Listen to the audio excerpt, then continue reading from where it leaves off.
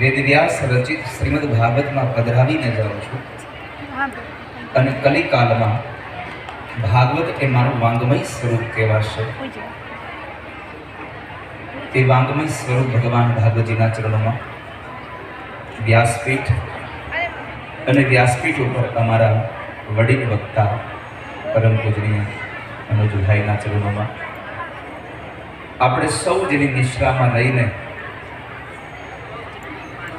એક ઉત્તમ લોક તરફની ગતિ કરી રહ્યા છે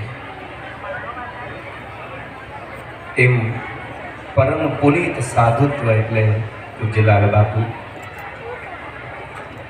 ખૂબ સ્નેહ જેનો અમારી સાથે જોડાયેલો, અમારો સ્નેહ હોય કે ન હોય એનો અવિરત સ્નેહ રહે એવા તોરણિયાથી પૂજ્ય રાજેન્દ્રદાસ બાપુ, સૌ સંતોમાં અમને વડીલ તરીકે જેવો સંત મળ્યા દુધરેજ અમારે પ્રભુરામ બાપુ, અન્ય સંતો ગોડલથી આપ સાહેબ પધાર્યા છો।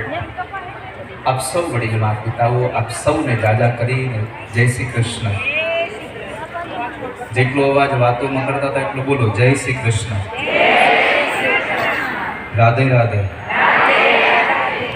આપ સૌ ડાયરાને રામ રામ, સૌ માવડીને નારણ।